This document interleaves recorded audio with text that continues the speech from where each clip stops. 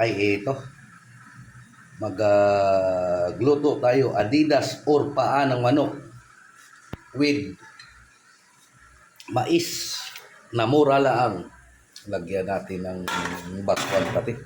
At saka ayan, may malunggay. Ito na. Nilaga ko bukod nga pala ito si mais ng malambot ng maigi.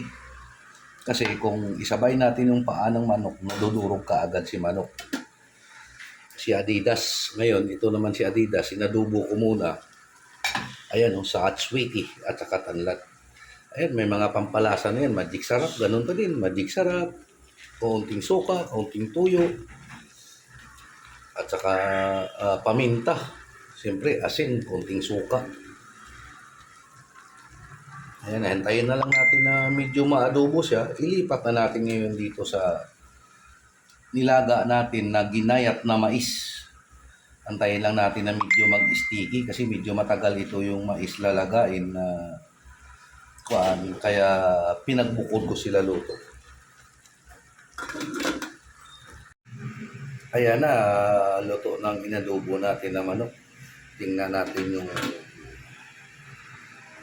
mais na ginayat natin. Oh, ayan, naglapot na. Pwede na ito. Isama na natin ito sila lahat. Nang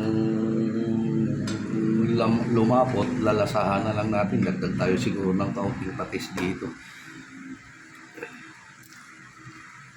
Ayan, inilagay ko na yung paa na manok na inadubo. Ayan po, may init lang. Wala tayo ng pot holder kaya bimpo na lang. Ayan. So, sarap nito. Antayin natin na kumulo at lalapot pa ng kaunti ito. Saka natin ilagay ito naman si malunggay. Ikuha na lang natin, dagdagan na natin ng kaunting panlasa. Tikman ko muna. Aba, kung tutuusin, pwede na rin. Lasang-lasa na yung ginawa natin na pampaasim na batuan. Ang tali na lang natin ng kumulo kaunti. Ayan, luto na yan. Eto na. Lutong-luto na yung mais at paa ng manok natin.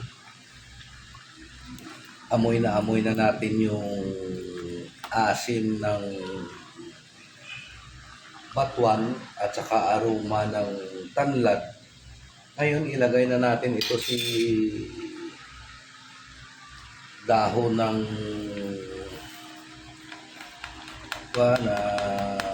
malunggay. Ayan. Mga 1 minute lang, maluluto na din yan. Isabay na rin natin ito si habang sili. Ayan. Tapos after 1 minute, pwede na i-serve ito. Bango.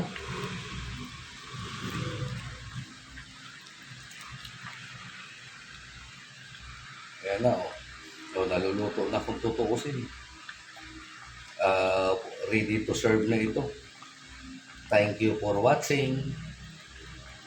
And please, hit the button and subscribe. Thank you very much. Sarap nito. Go!